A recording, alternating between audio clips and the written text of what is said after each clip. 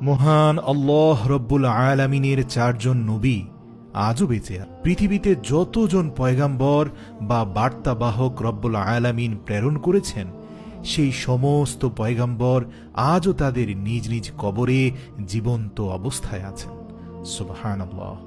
আল্লাহর নবী হযরত মুহাম্মদ মুস্তাফা সাল্লাল্লাহু আলাইহি ওয়াসাল্লামের একটি হাদিস থেকে এসেছে যে আল্লাহ রব্বুল আলামিন মাটির জন্য একটি জিনিস হারাম করে দিয়েছেন, যে মাটি কখনো পয়গাম্বরদের শরীর খেতে পারবে না। তাই আজ পর্যন্ত যত আল্লাহর নবী নিজ নিজ কবরে আছেন, সবাই অক্ষত অবস্থায় আছেন। কিন্তু আজকে আমরা যে চারজন নবীর সম্পর্কে জানতে চলেছি, তাদেরকে আল্লাহ রব্বুল আলামিন পৃথিবী থেকে জীবিত অবস্থাতেই তুলে নিয়েছিলেন, আর সেই চারজন নবী এখন পর্যন্ত মৃত্যুর স্বাদ গ্রহণ করেননি। এই চারজন নবীর মধ্যে একজন ছিলেন হযরত খিজির আলাইহিস সালাম এবং দ্বিতীয়জন ছিলেন হযরত ইলিয়াস আলাইহিস সালাম। আর তারা এখন পর্যন্ত আমাদের মাটিতেই উপস্থিত আছে, যে তারা প্রতি বছর 2 বার হজের সময় মক্কা মুকাররমায় এসে থাকেন। আল্লাহু আকবার। এবং সেখানে গিয়ে তারা আবে জমজমের পানি পান করেন। এই জন্য তাদের সারা বছর আর কোনো কিছু পান করতে হয় না। হযরত ইলিয়াস আলাইহিস সালাম এবং হযরত খিজির আলাইহিস সালাম রমজানের সম্পূর্ণ মাস বাইতুল মুকাদ্দাসে থাকতেন, আর প্রত্যেক বছর হজ করার জন্য মক্কা মুকাররমায় তাশরিফ নিয়ে আসেন। বাকি দুজন নবী আসমানে জীবিত অবস্থায় আছেন এখন।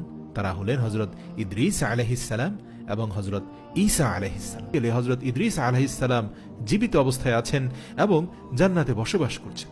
আল্লাহু আকবার। এছাড়াও আল্লাহ রাব্বুল আলামিনের দ্বিতীয় নবী যিনি আসমানে জীবিত অবস্থায় আছেন, তিনি হলেন হযরত ঈসা ইবনে মারইয়াম আলাইহিস সালাম। আল্লাহ রাব্বুল আলামিন হযরত ঈসা ইবনে মারইয়াম আলাইহিস সালামকে বনি ইসরাঈলদের জন্য নবী হিসাবে পাঠিয়েছিলেন।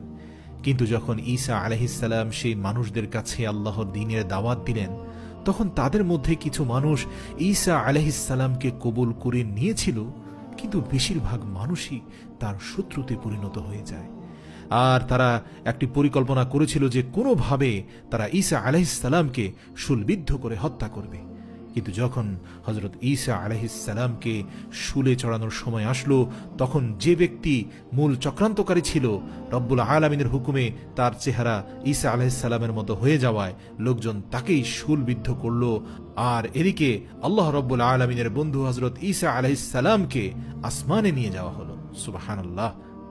রাসূলুল্লাহ সাল্লাল্লাহু আলাইহি ওয়াসাল্লাম বলেন, কিয়ামতের আগে ইমাম মাহদী আলাইহিস সালাম এই পৃথিবীতে আসবেন, যার সঙ্গী হয়ে হযরত ঈসা আলাইহিস সালাম তাকে এই পৃথিবীতে ইসলাম প্রতিষ্ঠায় সাহায্য করবেন।